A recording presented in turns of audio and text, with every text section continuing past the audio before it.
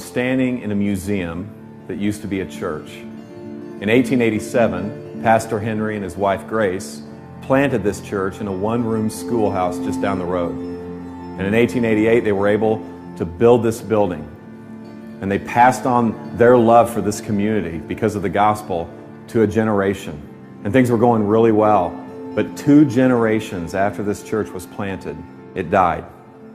And you can see the pictures behind me of the faithful members of this congregation. And many of them lie in the graveyard behind the church. This church had a man crisis. It was men who made this church come alive, and it was probably men who caused this church to die. In churches, when men stop investing in younger men stop caring. That's probably what happened to this church. And that's definitely what's happening in our churches. Older gentlemen do not know how to finish well. They don't know how to invest. And so middle-aged men don't know how to stay married. They don't know how to stay connected to the hearts of their children. And so younger men don't even want to be men. And so younger men are prolonging their adolescence. And they're doing this residentially. Guys in their 20s and early 30s, a third of them live with their parents. That's a 100% increase in the last 20 years. They're doing it professionally. Men 18 to 42 will change jobs 11 times. They're doing it recreationally. The average age of a video game user is 35 years old. And so when these men finally stop fondling the controller, they fondle themselves. Every second of every day, $3,000 is spent on pornography. Every second. We need better men, which means we need better pastors.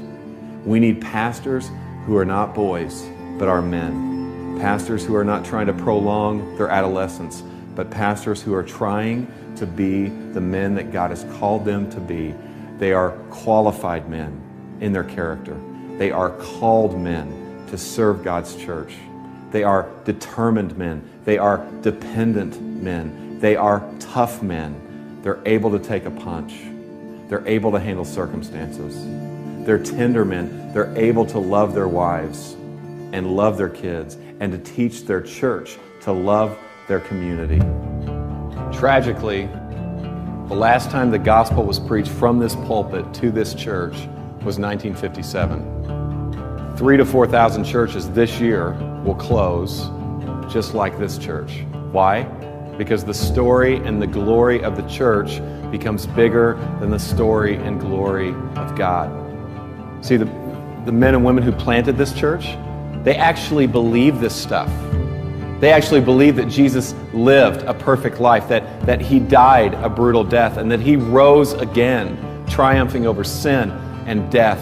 They believed it. And because they believed it happened, they believed it had implications on their life, that their sin could be forgiven, that they could have a new identity, and that they could be sent on mission with this God who is on mission.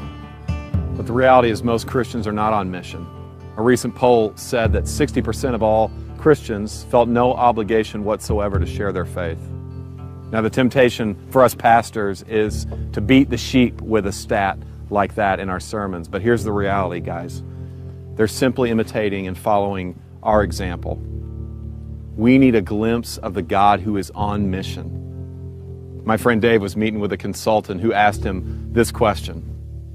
Dave, why do I have a bigger dream for your church and your city than you do? And I don't know about you, but I don't want anyone to have a bigger dream for my church and my city than me.